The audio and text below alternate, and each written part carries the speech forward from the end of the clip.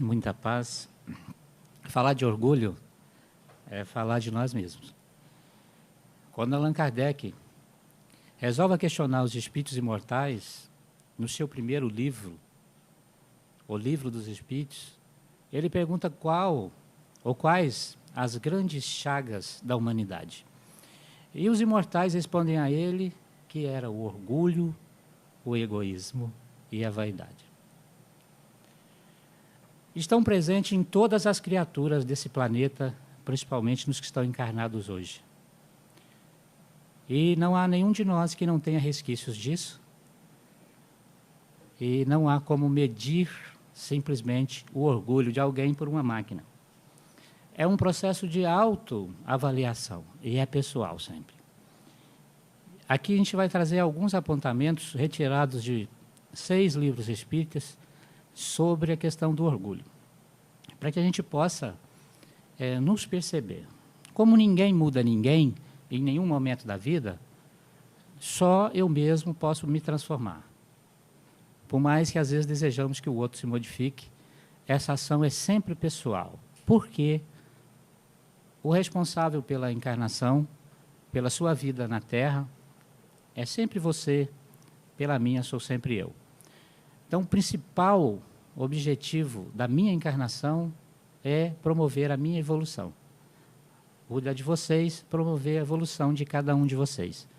E é claro que para evoluir, eu preciso, então, aprender a amar, aprender a ser humilde, aprender a ser caridoso. E eu, então, nessa sequência de aprendizado, eu vou depender, então, do outro. Quem é o outro? O outro é todo aquele que está próximo de mim. Então, ao fazer o bem ao outro, eu também me melhoro. Por isso que é a proposta da convivência. Então, vamos abordar algumas coisas. Essa palestra eu tirei da internet, pelo menos o tema básico, troquei algumas cores, algumas coisinhas, e estava à disposição. Quem fez foi um rapaz chamado Ismael, não tinha grandes citações do lugar, mas consta ali no PowerPoint, que foi feito por ele, e logo depois eu pus adaptado por mim, para utilizar os recursos que ele usou. Então, vamos lá. Orgulho. Nosso maior inimigo. Nosso maior inimigo porque se você for analisar quem é seu maior amigo, é você mesmo. Se você for avaliar quem é seu pior inimigo, é você mesmo. E às vezes nós vivemos décadas como os nossos inimigos. E só depois aprendemos que somos nossos melhores amigos. E começamos então a transformação necessária em nossas vidas.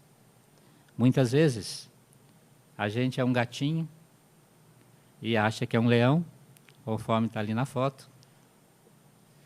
E a humildade é justamente o oposto. Às vezes, na encarnação, se apresenta como um leão e age como um gatinho. Então, vamos à primeira parte da nossa fala. O orgulho é o sentimento de superioridade pessoal, um subproduto do instinto de conservação, que faz o espírito permanecer fechado em si mesmo. Quando o espírito André Luiz, em Evolução em Dois Mundos, fala sobre o processo reencarnatório dos espíritos que foram criados simples e ignorantes, que descem aos mundos primitivos, no palco das suas primeiras encarnações, trazendo as leis divinas como embrião na consciência, começam então a avançar rumo à razão, conquistando então o livre-arbítrio, o direito de escolha das suas ações e, em consequência, adquire também a lei de ação e reação, que lhe devolve o fruto das suas escolhas. Só na idade da razão que o homem consegue perceber isso, quando adquire o livre-arbítrio mais pleno. No início, então, são mais instintos. Então, se o início do processo evolutivo são instintos, nós vamos perceber e observar no mundo primitivo como eram feitas as questões dos alimentos. As pessoas se preocupavam ou se ocupavam com o outro ou se ocupavam consigo mesmo. Ela queria saber de manter a si mesma primeiro. Quem é que mantinha o mais forte? O que caçava melhor? O que era isso ou era aquilo? Então, primeiro, ele foi construindo o seu núcleo familiar e ele tinha que alimentar a sua prole. Tanto é que, durante muito tempo, as mulheres, os filhos, as filhas eram mortas em muitos lugares porque não se tornariam guerreiros e não eram fortes para sobreviver, eram mortas já no nascimento. Era escolhido o homem para sobreviver. As mulheres escolhiam os homens mais fortes, os com mais capacidade de caça e tal. Não mudou muito não, hoje só escolhe quem tem mais dinheiro, já não importa se é grande ou baixinho e tal, gordinho. Tendo dinheiro, tem capacidade de prover. E isso é uma coisa que vem do instinto, tá? Não é uma coisa muito raciocinada, não. Quando você vê alguém de 100 anos com uma namorada de 18, saiba que pode ter amor aí. Amor ao dinheiro. Então, imagina que muitas vezes as pessoas querem segurança. Então, a gente busca no outro estar seguro. E, na época do mundo primitivo, eu construí um processo de egoísmo profundo, ao guardar só para mim e para os meus. Depois, eu cresci, os povos se tornaram nômades, foram viajando, construindo pequenas aldeias, agrupamentos, e eles, então, guerreavam para manter o seu agrupamento. Um processo de egoísmo, porque primeiro os meus. Mudou alguma coisa? Quando vai falar agora, fala primeiro os meus, a minha família, depois os outros. A proposta de Jesus, ela é surpreendente, porque ela diz ao espírito imortal e não ao corpo, que amai o próximo como a ti mesmo. Como eu vou amar alguém que eu não conheço se eu não amo quem eu conheço? Como eu vou amar quem está comigo convivendo se eu não me amo ao ponto de me respeitar, de me cuidar, de me aceitar? Então, são coisas que o orgulho predomina do instinto, que vem de lá. O instinto de conservação. Primeiro eu. Tem um ditado aí que eu não me lembro bem, eu nunca sei bem esses ditados populares assim. Tem uma coisa de meu pirão, pouca farinha, meu pirão primeiro. Farinha pouca, meu pirão primeiro, né? Engraçado que a proposta de toda a renovação é sempre o oposto disso. Por que uma mãe fica sem comer para o filho se alimentar? Porque, em relação ao filho, ela já superou esse instinto aí de conservação. Quer conservá-lo, mesmo que ela fique sem o alimento. Então, as nossas encarnações, como homem, como mulher, as diferentes posições sociais são para justamente acabar com o orgulho e o egoísmo. Ou seja, as diferentes situações que o indivíduo vai passar nas experiências da vida, muita cultura, pouca cultura, intelectualidade, sem intelectualidade, o espírito não regride nunca, ele não perde nada do que aprendeu. Mas de uma encarnação para outra, ele pode se ver num corpo que não lhe dá condição de usar a inteligência que já era adquirida. Ele vai fazer um trabalho braçal. Imagina o mais orgulhoso numa encarnação que ostentou títulos e títulos, que ostentou riqueza, que ostentou facilidades. Ele então retorna como um trabalhador dos mais humildes, mais simples. Humildade aqui no campo social. Então, para ele vai ser um aprendizado, ele vai receber ordens, ele vai ser mandado, ele não vai ter condição de sobrepor o outro. Então, as experiências são assim. Nesse sentimento, não existe a necessidade da humildade. A vibração imantada em todo o espírito impede a percepção do outro. Quando você tem o sentimento do orgulho, você está todo imantado dele e você não percebe os outros à sua volta. As suas necessidades, as minhas necessidades são as que devem prevalecer primeiro. O outro é o outro. Eu percebo isso muito quando a gente vai tratar dos casos das pessoas. Por exemplo, o meu filho é um dependente químico. O filho da vizinha é um vagabundo. é um drogado. O meu é dependente químico. O meu é cleptomaníaco. O filho da vizinha é um ladrão safado. O meu não é preguiçoso. Ele demora muito a fazer as coisas. O da vizinha não vale nada. Há uma grande diferença entre nós e os outros. Nós é aquele que eu coloco aqui debaixo das minhas asas. Os outros são todos aqueles que eu não quero nem saber. E a sociedade é dividida entre nós e os outros. Eu lembro um filme que eu assisti chamado Hotel Ruanda, onde empresas europeias foram lá para a África e começaram a escolher os seus trabalhadores entre duas tribos, que já eram rivais de séculos.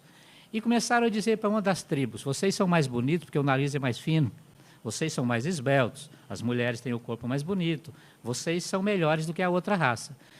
E essa raça começou a dominar a outra porque tinha os cargos mais potentes, que ganhavam mais dinheiro e tal. Só que houve uma rebelião da outra, que era massacrada, e começou a exterminar. Nesse filme, é um fato real, foram mortos mais de 6.000 pessoas nos primeiros tempos dessa guerra, mortos a facão. Então, criou-se um ódio extremo, porque o outro era mais bonito, o outro. Eram todos iguais. Mas foi alimentado o que ali? O orgulho. Se eu acho que eu sou, você diz que eu sou, então porque eu sou.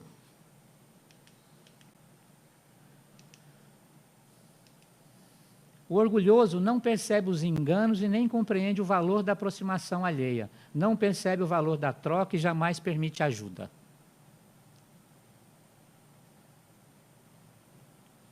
Eu?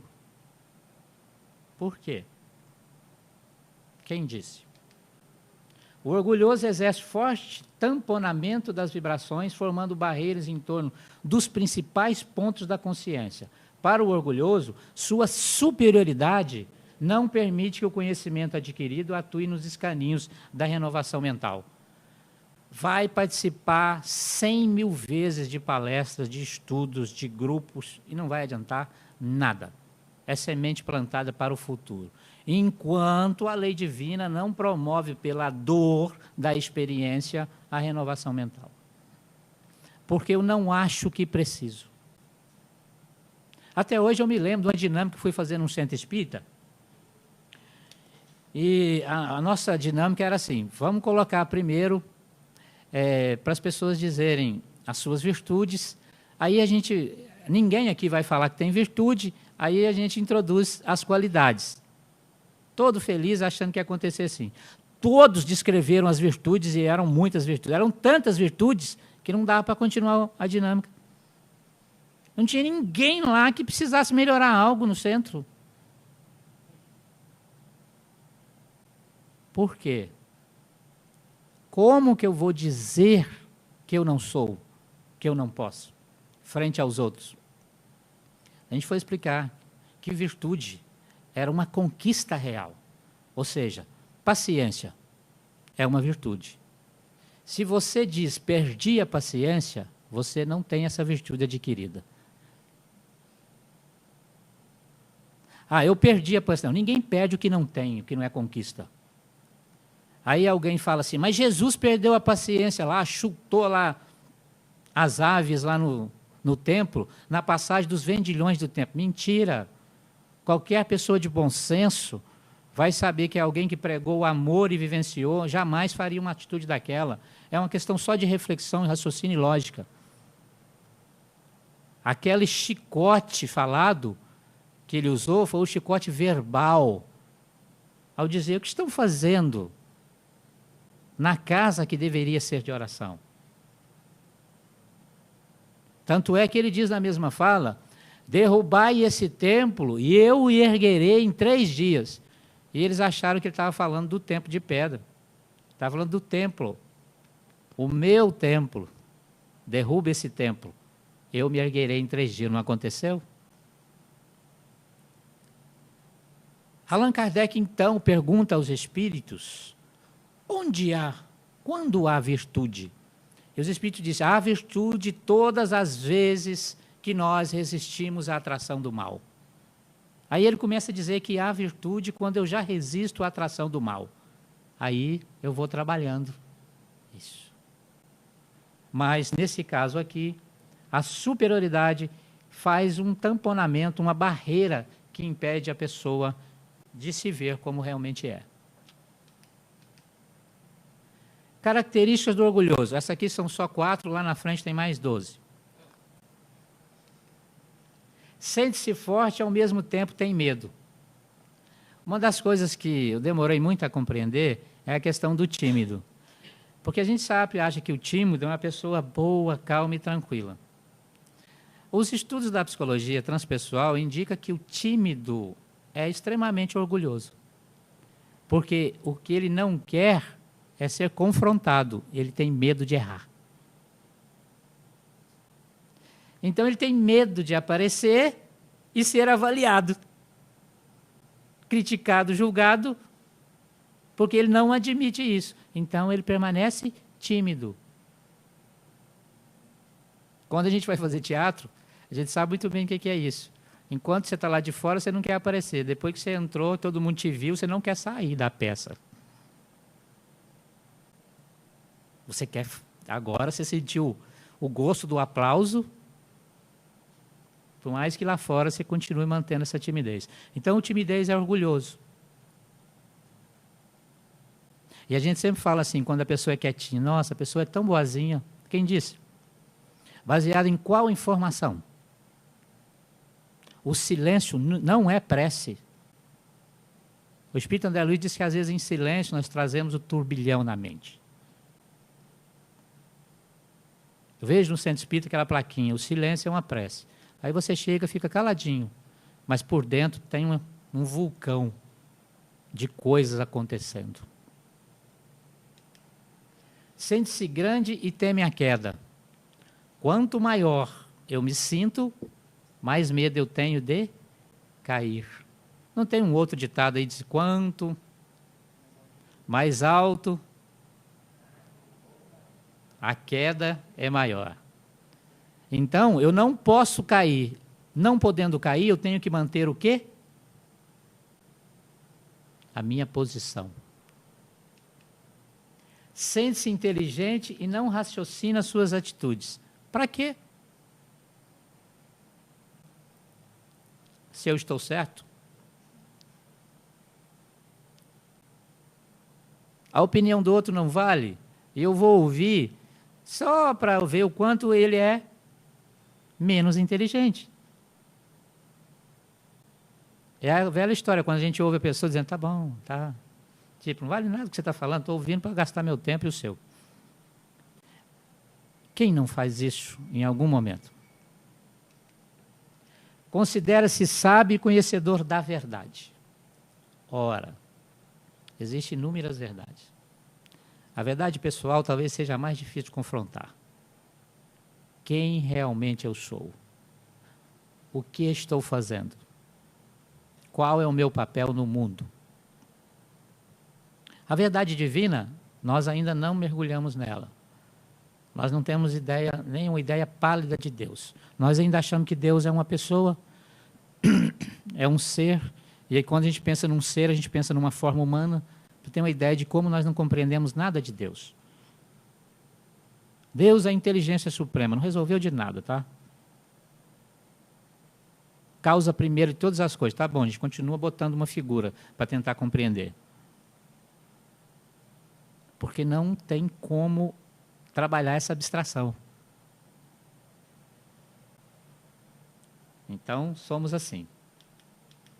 Vamos lá, meus, mais um pouquinho de nós. É claro que cada um tem um pouco mais, um pouco menos. Expressões do orgulho. O reflexo do orgulho é um outro eu. O orgulhoso, ele age como se houvesse uma outra pessoa. É engraçado, como estudamos aqui na terça-feira, no curso Quem Ama Não Adoece, estudamos a questão da consciência. A questão, por exemplo, do id. O id é considerado, pelo estudo da psicologia e psiquiatria, o ego, ou seja, o outro. Não é o ego, é o outro. O id é a criança que nunca cresce no indivíduo. É a criança birrenta que quer que tudo aconteça na hora que ela quer. Enquanto o ego é o eu. E tem o superego, que é o crítico dos dois. Ele é formado pelo acúmulo das experiências, da cultura, do aprendizado, do processo educacional. Então, ele critica os erros, responsável pela consciência de culpa que nós carregamos muitas vezes. Então, o id é a criança, ele nunca cresce, de acordo com Freud. Você tem 70 anos e continua querendo as mesmas coisas no mesmo prazo, do mesmo jeito. E o Dr. Marco Aurélio Dias da Silva, na obra Quem Ama Não Adoece, ele dá um exemplo assim. O id é a criança aos 7 anos que quer sorvete mesmo não podendo. É o adolescente com 18 que quer passar a mão na loira de 30, casada. Não importa as consequências, ele quer. É o idoso que quer silêncio com 20 netos em volta.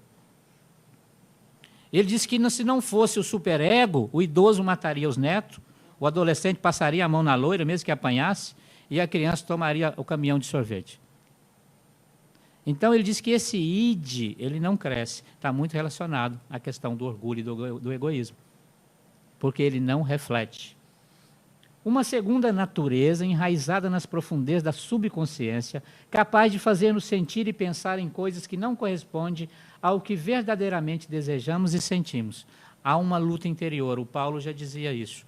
Combati o bom combate, ele dizia. Ele dizia outras coisas, tipo, por que o bem que eu quero eu não faço, e o mal que eu não quero, esse eu faço? Por que ele dizia isso? Justamente era a luta interior. Aquilo que ele achava dele mesmo, aquilo que ele queria construir, aquilo que ele fazia de verdade. Paulo era extremamente orgulhoso, até quando Saulo era orgulhoso, até transformar-se em Paulo. De acordo com o Espírito, Emmanuel, que ditou a obra Paulo e Estevão, ele passa 2 anos no deserto aprendendo a tecer, conversando com Acre e Ápira, era um casal, e ele ia conversando e aprendendo. Mas, na verdade, o deserto é o estado do autoconhecimento, do isolamento para aprender de si. Ele precisava se observar, ele precisava se enxergar quem realmente era o Saulo, o orgulhoso. Que tem que Jesus aparecer para ele e fala, Saulo, por que me persegues? Como ele não deu atenção, derrubou ele do cavalo. Aí ele disse, Senhor, o que queres que eu faça? Porque já caiu mesmo, né? Imagina. Orgulhoso tem a questão do personalismo. Expressão mais perceptível e concreta do orgulho é a excessiva e incontrolável valorização conferida a nós mesmos, levando-nos a supor termos direitos e qualidades maiores do que aqueles às quais realmente possuímos. Vou tomar uma água aqui para refletir sobre personalismo.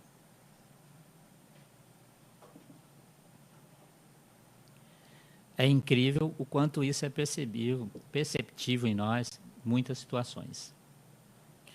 O trabalho da humildade é justamente o indivíduo que consegue trabalhar essas questões pessoais,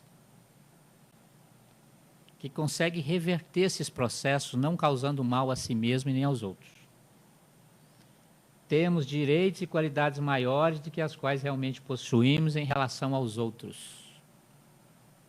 Dizemos que o centro espírita é um lugar comum, onde as pessoas, todas as pessoas são iguais, verdade? Mentira. Apesar que são iguais, quanto espírito, não agem iguais. Há sempre um ou outro que acha que o outro é inferior. E por que isso é normal? Porque está na nossa condição evolutiva. Nós estamos na adolescência evolutiva. Estamos longe de alcançar isso. Mas entendendo que você é assim, que eu sou assim, é o princípio da proposta de transformação. Não é? Melindre. Essa palavra é muito usada. Engraçado que quando eu peguei essa palestra na internet, fiquei observando, vi ela várias vezes observando e tal. Eu dizia, meu Deus, como é que esse cara teve coragem de fazer uma palestra sobre orgulho, né? Nunca mais vai ser convidado no Centro Espírita. Vou fazer lá no GELP, enquanto eu for o presidente, ninguém me tira de lá fazendo palestra. Quando mudar, vai tirar, com certeza. É o estado afetivo doentio da fragilidade, estado doentio da fragilidade, que dilata a proporção e a natureza das agressões que sofremos no meio. Dilata as proporções. Pequenas atitudes ou delicadas situações são motivos suficientes para que o melindroso se agaste. Fique agastado. Fechando-se em corrosivo sistema de mágoa e decepção com os fatos e pessoas que lhe incomodaram e contrariaram, que me incomodaram. O melindre é o responsável pela evasão dos centros espíritas, é o responsável pela fechamento dos grupos de trabalho espírita, é o responsável pelos grupos de estudos se fecharem, é sempre assim. E o melindre é sempre meu e nosso. É quando eu valorizo demais uma pequena coisa, transformando tempestade em copo d'água. Esse é o melindre.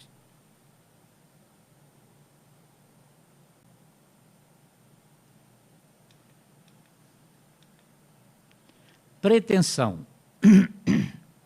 Gente, esse negócio de orgulho tem muita coisa enraizada, não tem? É o orgulho nas aspirações. Pretensão é o orgulho nas aspirações. Desculpe, gente, minha garganta está um pouco ruim. Veja bem, refletindo com o espírito Hermance Dufour, pela pena do médium Vanderlei Soares, que diz que a frustração é o encontro com a verdade. Eu fiquei muito tempo nessa frase assim, frustração é o encontro com a verdade. É quando eu encontro uma verdade que eu não posso mudar, que se eu pudesse eu não ficaria frustrado. Frustração é quando não avança. O que eu queria eu não conquistei, não deu certo, não aconteceu. Aí eu sou frustrado nas aspirações que eu tinha. O orgulho nas aspirações é pretensão. Eu posso quanto? Eu dou conta de quanto? É quando eu quero mais do que posso. E quando acho que vou fazer sem conhecer. E quando eu quero fazer isso, se fosse para o bem-estar de alguém, de outro, com certeza a gente até conseguiria ser minimizado. É quando eu quero apenas para mostrar para vocês que eu posso. Quem fez? Eu. Eu lembro nas reuniões mediúnicas, para quem não sabe, são as reuniões das casas espíritas, onde se dialoga com espíritos fora do corpo físico. Gente morta. Para muitos. Então, o dito morto, que está muito vivo, vem lá para conversar com você sobre algumas coisas, situações, problemas e tal, para ensinar, aprender, troca de experiência e tal. As reuniões são fechadas ao público e, nesse interim, você trabalha as informações necessárias para a melhora dele e nós. Allan Kardec, ele diz o seguinte, que essas reuniões são para servir de espelho para o médium que conversa com os espíritos. Gente, o Kardec disse isso há 150 e tantos anos, com toda certeza ninguém ouviu, só ele. Quando o espírito fala assim, por exemplo, eu estou sofrendo, e vai que a gente tem a ideia de perguntar por quê, diz, mas qual a razão do seu sofrimento? Diz, eu aprontei tanto, fiz tantas coisas, tal, eu fiz isso, fiz aquilo, deixei de fazer aquilo outro e tal, por isso é a razão do meu sofrimento. Aí a gente ouve tudo aquilo e vai embora para casa falando, não, mas aquele cara, hein? Aprontou demais, hein? Tem razão de estar daquele jeito. Em vez de analisar o espelho à sua frente que diz assim, faz igual, resultado parecido. Não faça o que ele fez, ele está te falando para você não precisar errar. E não acontece. A falsa pretensão da infabilidade. Eu não erro, Presunção. Eu achava que era uma coisa só, comecei a olhar que era um monte de coisa junto. É o orgulho no saber. É claro que eu sei. Eu sei mais que vocês. Tomemos por divisa que toda opinião deve ser escutada com o desejo de aprender e que a postura de aprendiz nas situações foge do estado doentio da autossuficiência.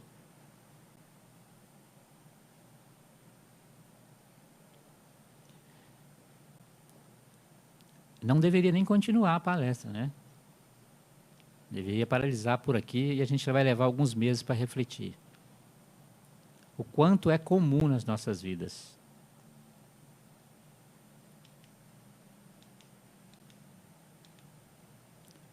Preconceito. Preconceito é fruto do orgulho? É.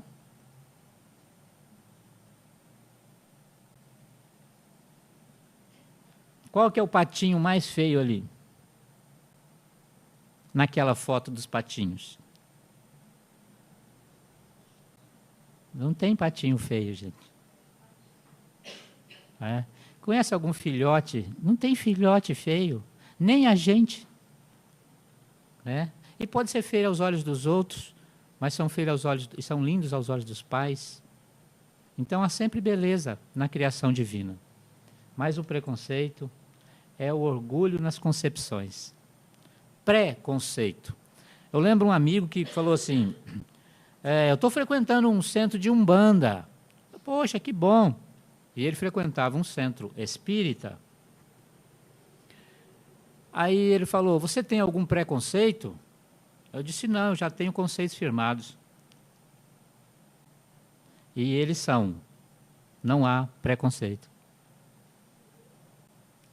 Ele disse, não, porque tem muitos espíritas que quando a gente sai do centro, pelos motivos de não ser acolhido, não ser tratado, não ser cuidado, não ser amado, amparado, a gente procura um outro lugar. Aí lá eles acolhem a gente fica. Por isso que eu estou na Umbanda. Fez muito bem, está feliz aí? Estou. Continue. Faz o bem. Onde você quer que esteja. Eu lembro que alguns anos atrás eu torceria o nariz e diria, poxa, cara nos larga o centro espírita para ir para Umbanda. Mas analisando os anos de convivência no centro espírita, esse meu amigo não teve acolhimento onde foi. A esposa passava por problemas sérios no campo da mediunidade e as pessoas queriam que ela frequentasse reuniões do estudo sistematizado para se melhorar. Faz um curso básico de 4 anos, mais outro de 3. Daqui a 9 anos, nós vamos levar você para a reunião mediúnica. Se você estiver encarnada, é claro. Ela precisava, então, era de acolhimento. Não precisava trabalhar na mediunidade. A gente entende tudo errado. O acolhimento era ajudá-la ao alto equilíbrio. E isso podia indicar algumas experiências no campo mediúnico. Mas não diria que ela deveria ser levada a uma reunião mediúnica. Então não houve acolhimento. Foi para Umbanda, o que aconteceu? Foram acolhidos, amados. Estão lá até hoje. Parabéns. É o orgulho nas concepções. Habituemos a manter análises imparciais e flexíveis. Ser imparcial é muito importante. Flexibilidade também. Os preconceitos são as raízes de nossa infelicidade e sofrimento neurótico. Sou eu que sou preconceituoso pelas minhas concepções. Eu não aceito ninguém tatuado. Eu não aceito... Não sei. Eu lembro, no salão da Federação do Estado do Espírito Santo, quando um antigo presidente foi fazer uma palestra falando mal de gente tatuada com um brinco, e desceu a lenha. De homossexual era fato que ele falava mesmo e tal. Eu tinha um amigo recém-chegado à doutrina espírita que eu havia convidado para estar lá na palestra. Ele gentilmente me disse, Léo, vou levantar, vou dar um soco nesse cara. Disse, faz isso não. Aqui dentro, lá fora, pode bater. Brincadeira. Mas o que ele sentiu foi o seguinte, por que ele está dizendo isso se eu conheço inúmeras pessoas que têm tatuagem, que usam brinco, que não são o que ele está dizendo. Havia um preconceito tremendo em cima da fala. E a tribuna espírita não é lugar de preconceitos, é lugar de conceitos firmados. É para quem já sabe o que quer e tem o que dizer, e nem para quem acha que vai dizer não. Por isso que ao vir à tribuna tem que se preparar para falar. Indiferença é fruto do orgulho. A indiferença dói? Dizem que dói, né? Dói para os dois, né? Eu sou o mestre da indiferença. Eu sou orgulhoso. É o orgulho na sensibilidade. Adotemos a aceitação e respeito em todas as ocasiões de êxito e insucesso alheios. Nós temos a mesma postura com os sucessos e insucessos alheios? Eu fico imaginando, a gente fala em vingancinha branca, porque a pessoa quando vai fazer uma autoanálise, se é bom ou mal, a gente sempre fala, eu sou uma pessoa boa, né? Tipo, que esperando a confirmação sua, porque não tem certeza se é não. E você, por caridade, fala, é sim, você é uma pessoa boa. Boa. Tem uma pessoa que você não gosta, ou que você não admira, que você não sente nada, ou que te fez alguma coisa que você levou em alta conta. Quando acontece uma coisa boa, aquela pessoa, alguém vai te contar, você é indiferente. Mas quando acontece uma coisa ruim, mesmo que você se faça de atencioso com o problema do outro, lá dentro está assim, não valia nada mesmo, mereceu, eu sabia que ia acontecer. A alma está lá assim, que bom, que bom. E de fora você está assim, que pena, né? Não merecia. O oposto da indiferença é a alteridade, ou seja, o olhar para o outro, para com os diferentes e os revés indesejados da vida.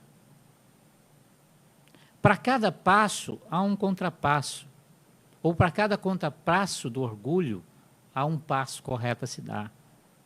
A alteridade é quando eu passo a observar o outro, as suas necessidades, as suas diferenças e tudo mais, e começo a compreender.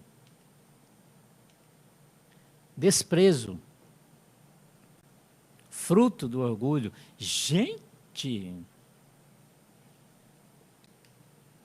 é o orgulho no entendimento.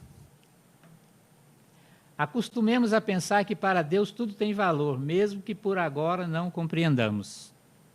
O que você tem para mim eu desprezo, não me serve.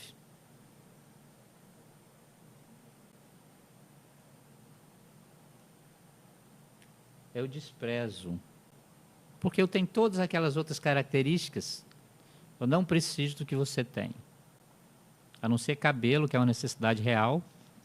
Né? Mas tem que ser uma peruca de boa qualidade, né? Nada daquelas peruquinhas que saem com o vento. Então dá um trabalho danado para... A gente é muito mal, gente, em pequenas coisas. Falando de careca, eu lembro que eu estava na fila do Baneste e tinha um advogado lá no tribunal, que ele estava na minha frente e bateu um vento, a peruca dele virou e ele não percebeu. A maldade humana é tanto que eu tentava tirar o olho e não conseguia. É como se você só visse o defeito, se é um defeito, é igual ao meu, não ter cabelo, mas não é defeito.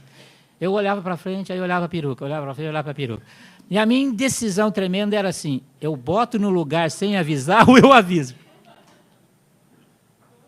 Mas a maldade era assim, você vai mostrar para a pessoa aquilo que ela tem dificuldade. Mas eu ainda estava nessa fase do pensamento e o olhar assim, indiferente, não estava demonstrando. A fila atrás de mim tinha gente já tremendo de tanto rir. O caixa, a menina do caixa, a hora que ele chegou na frente dela, ela olhou para a peruca, olhou para ele. Eu disse, agora eu não aguento. Eu vou cutucar. Olha para você ver, até que a gente é bobo. Ainda bem que passou rápido aquele processo. Se entrasse mais um careca na fila, ia ter problema. Com a peruca virada. Mas a gente fica na indecisão. Mas você só vê o problema. Vaidade. Ah, meu Deus. Ah, mas cuidar da gente é vaidade, eu tenho que ter vaidade comigo. Sim, nós estamos falando do processo extremista, daquele processo que é mais para os outros do que para si mesmo. Cuidar de si mesmo é uma obrigação. Cuidar do corpo, tomar banho, ter roupas limpas e tudo mais, ir adequadamente aos lugares, faz parte do processo. Mas quando eu faço isso para ostentar o que eu tenho, é que é vaidade. Eu lembro o José Raul Teixeira, um professor, um doutor em física da Universidade do Rio de Janeiro, que é um orador espírita conhecido no mundo inteiro. Ele falava de uma pessoa, por exemplo, que ao encontrar a doutrina espírita e essa ideia da humildade, da caridade, fazer ao bem ao próximo, ela resolve então ir numa dessas favelas que o Brasil tem em quantidade e doa coisas para as pessoas, porque a primeira ideia nossa é doar. Mas a gente acha que as pessoas são como a gente, que eu vou doar para ela e ela tem que dar o mesmo valor que eu dou aquelas coisas. E doou para ela uma echarpe que tinha comprado no Peru em uma das suas viagens. Na outra semana, ela esteve visitando de lá. A primeira coisa que ela queria saber da dona de casa, ela já foi pensando, quer saber o que ela achou da echarpe. Se ela usou, deve ter abalado aquela favela, aquela echarpe. Ao chegar lá, a primeira coisa que ela vê no chão, na entrada, para limpar o pé, era a echarpe do Peru. Ela quase desencarna, teve uma síncope, como diria o Divaldo Pereira Franco. Por quê? A minha echarpe, importada da América do Sul, mas era importado. A outra pessoa, Raul, diz o seguinte para ela: para aquela pessoa que você deu, é pano. É você que está dando valor excessivo a um pano. Isso é a vaidade. Ela acha que aquele pano é melhor que todos os outros panos. Depende do que você vai usar.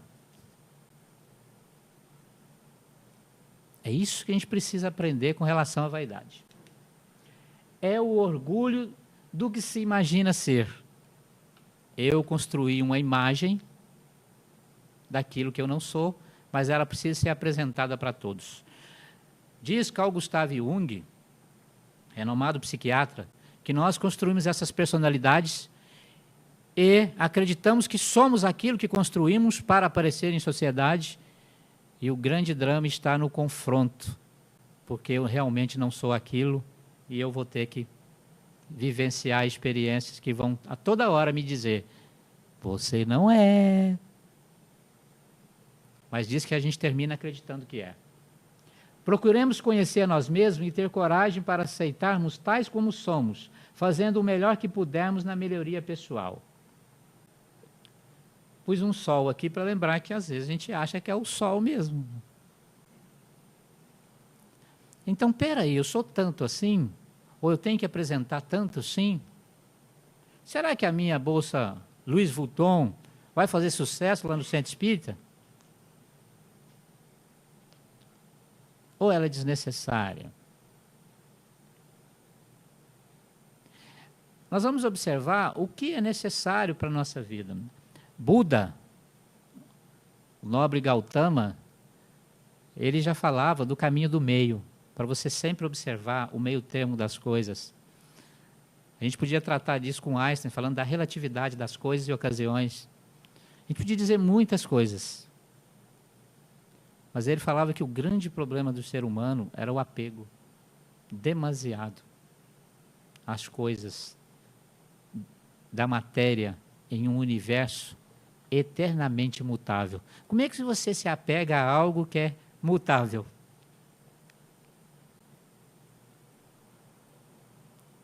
Sem meu carro eu não vivo. Vive sim, é porque não ficou sem ainda. Quero te dizer que vive sim. Eu tive muitos.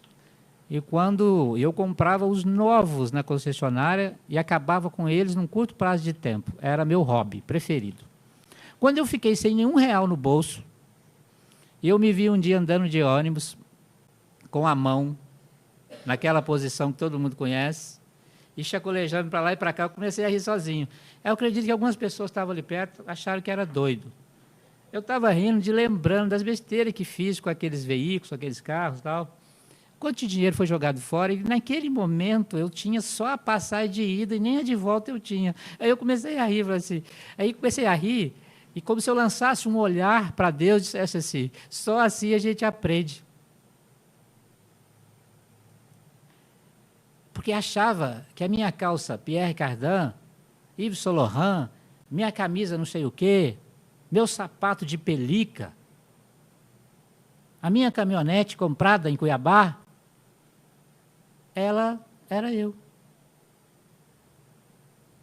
Aí eu descobri que eu sou eu sem tudo aquilo. Porque aquilo são coisas. Então a gente consegue passar sim. Eu não preciso ostentar para ser feliz. Inveja. Diz que é uma doença espiritual, com consequências terríveis. Há um termo em francês chamado jactatura. Meu francês é perfeito. Vocês perceberam a pronúncia, ela é perfeita, jactatura, que é lançar dardos. É um estudo que as pessoas fazem das pessoas que projetam do seu olhar dardos vermelhos em direção a coisas e pessoas. É o chamado olho gordo. Há estudos sobre isso. Então, os espíritos ensinam, por exemplo, que mesmo que a pessoa, às vezes, ela teve esse processo em encarnações passadas, vem ainda com resquício daquilo, às vezes mantém esse olhar destruidor, mas não mais o desejo de destruir. Mas mesmo assim. Tive a oportunidade de ver na casa da minha irmã, um grande abraço a ela lá em Uberlândia, que espero que a vizinha dela não assista essa palestra, que entrou lá e teve o prazer de observar alguns passarinhos lindos e maravilhosos, algumas samambaias, que a minha irmã tem uma mão perfeita para essas coisas. Ela toca, aquilo, a planta transforma. E os passarinhos morreram. A planta que ela achou linda murchou. E a gente acha que isso é brincadeira, a questão do olho gordo.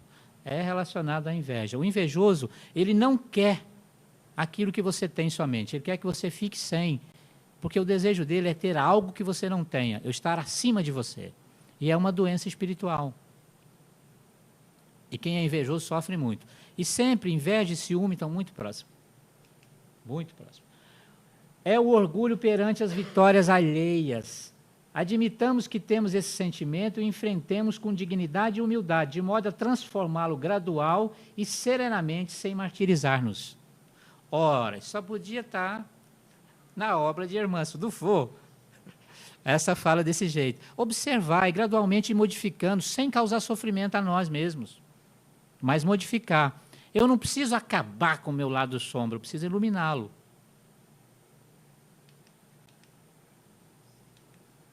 Falsa modéstia. Eu tenho orgulho de ser humilde. É uma falsa modéstia. Olha, eu sou tão simples que eu nem sei como é.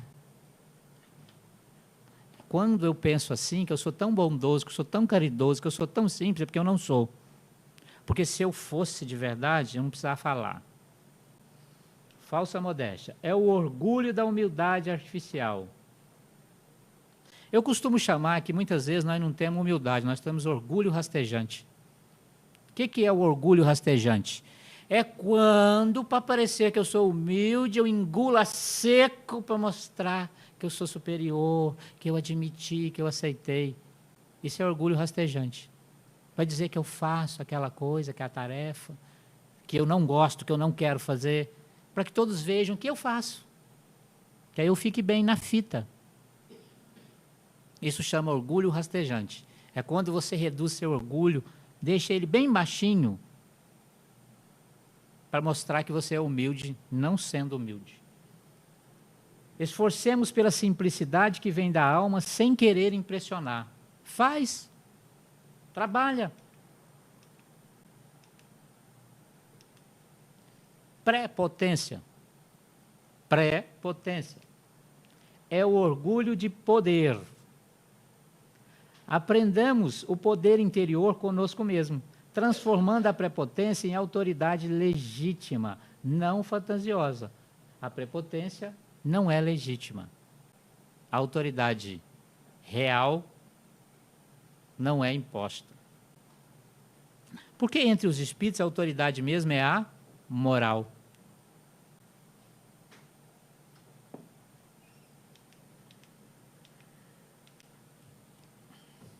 Dissimulação. Ai, mas quem é dissimulado? É o orgulho nas aparências. Eu nunca mostro minha cara. Esforcemos por ser quem somos sem receios, amando-nos como somos. Eu decidi na minha vida ser eu mesmo em todas as situações. Tenho a grata satisfação de reconhecer que eu sou chamado de grosso, de mal educado e outras coisitas mais, mesmo aqui no centro. Por trás, é claro. E quero dizer para vocês que eu insisto em ser eu mesmo sempre. Para que quando eu me transforme, seja real, não seja falso. Devo admitir que fui bem pior. Nessa encarnação mesmo. Mas há alguns anos, esse resultado do que eu sou é um reflexo melhorado ainda do que eu preciso. As principais reações e características do tipo predominante orgulhoso são... Eu tirei isso da obra do escritor espírita Ney Prieto Pérez, chama Manual Prático do Espírita. Nós fizemos um estudo aqui nas terças-feiras. Resolvi colocar aqui, acrescentando na palestra do companheiro que já havia feito. Eu mudei algumas coisas, alterei para a minha fala, mas, a grosso modo, a montagem é toda de quem fez. Então, vamos ver.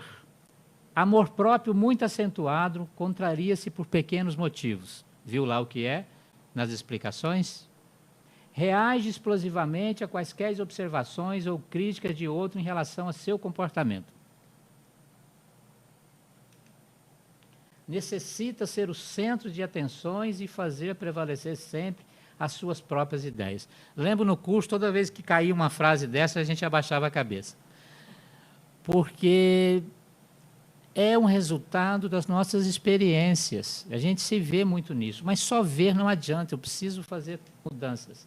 Não aceita a possibilidade de seus erros, mantendo-se no estado de consciência fechado ao diálogo construtivo. Diálogo é de mão dupla. Menospreza as ideias do próximo. Tudo nós percebemos ali. O Ney Prieto, ele faz um apanhado na obra dele sobre a necessidade de transformação pessoal. Aqui foi explicitado cada ponto desse aí durante a palestra. Ao ser elogiado por quaisquer motivos, enche-se de uma satisfação presunçosa, como se reafirmando na sua importância pessoal. Preocupa-se muito com a sua aparência exterior, seus gestos são estudados, dá demasia importância à sua posição social e ao prestígio pessoal.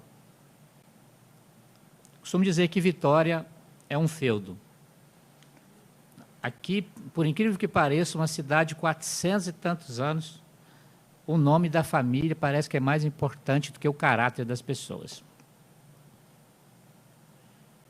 Então as pessoas não querem saber quem você é, querem saber de quem você é filho. Parece que nós estamos na época do Bíblia, que o filho sempre tinha filho de tal, filho de fulano, para honrar sua presença na terra. Quem faz o que somos, somos nós. Ninguém recebe caráter por osmose e não dá para adquiri-lo pela educação, somente pelo exemplo e pela experimentação. Acha que todos os seus circundantes, familiares e amigos devem girar em torno de si. Não admite se humilhar diante de ninguém, achando essa atitude um traço de fraqueza e falta de personalidade. Usa da ironia e do deboche para com o próximo nas ocasiões de contenda. Nós vamos tomar 2 minutos do tempo para encerrar rapidamente. O espírito Miramês, Fernando de Miramês, questiona: orgulhar-se de quê? Podemos fazer essa pergunta sem que tenhamos medo de estar equivocados, pois a humanidade, no ponto em que se encontra, não tem motivo para tal. Nós moramos num planeta, prisão, escola, hospital, periferia do universo. Nós estamos no piquinho da Via Láctea. Uma galáxia de leite, para as crianças que somos nós. Nosso planeta é minúsculo. Está na 2ª escala dos mundos. Saiu do primitivo e está em prova e expiação. Tem mundos muito mais avançados. Nós estamos orgulhosos de quê mesmo?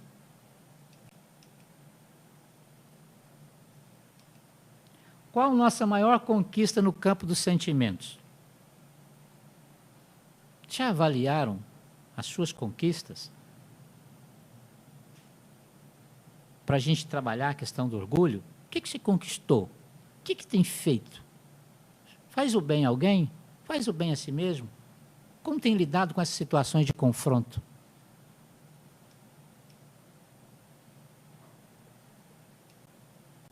Que postura inicial o aprendiz deveria exercitar em si para começar a superar os automatismos milenares provocados pelo orgulho e suas expressões? O que fazer para a gente ir eliminando essa chaga do universo que o Espírito fala, olha, atravanca para o progresso. De acordo com a espiritualidade maior, nós estamos atrasados cerca de 300 anos no processo evolutivo, 300 anos. Para quem acredita que tem uma vida só, está tudo bem. Nasceu agora, vai morrer nessa mesmo.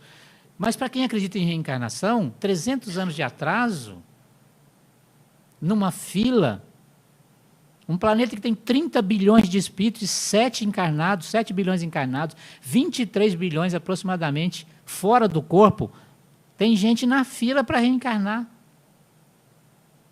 E eu ainda vou em atraso 300 anos, meu processo evolutivo, e falo, eu sou um quase He-Man, eu tenho a força, né? Quais as 2 mais fortes expressões do orgulho em mim? De tudo que nós analisamos, leve para casa essa reflexão. As 2 mais fortes. Difícil separar 2, mas tudo bem.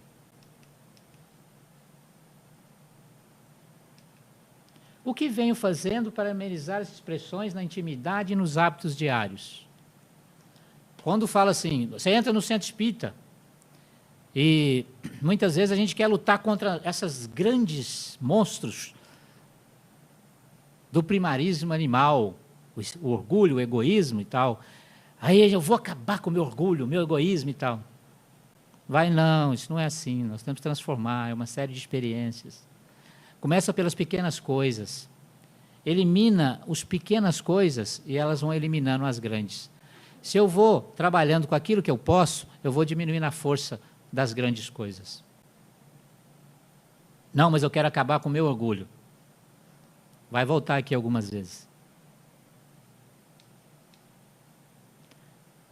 Encerrando, para vocês saberem que a livraria do GELP tem livros à disposição, a preços módicos. Essa obra, Hamed, Renovando a Atitude, pelo Espírito Hamed e o Francisco Espírito Santo Neto, obra excelente. Nós temos a imensidão do sentido, é um estudo psicológico da sensibilidade humana, com o enfoque na mediunidade.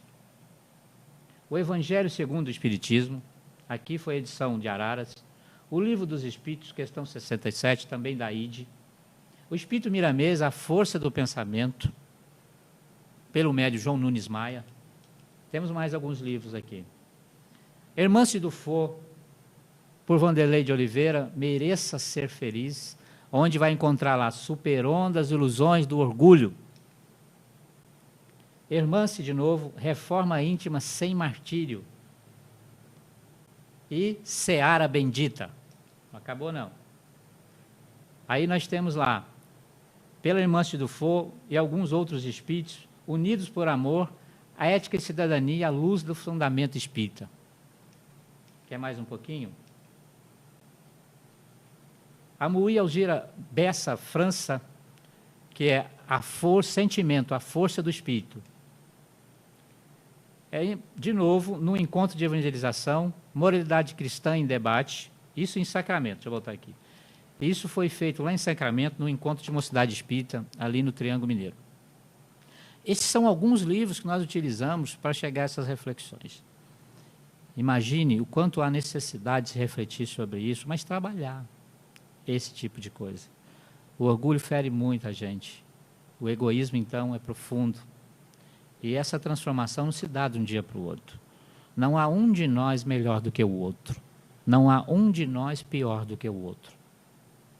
E se um de nós está ainda mais atrasado que o outro, é estágio temporário. Nós vamos avançar.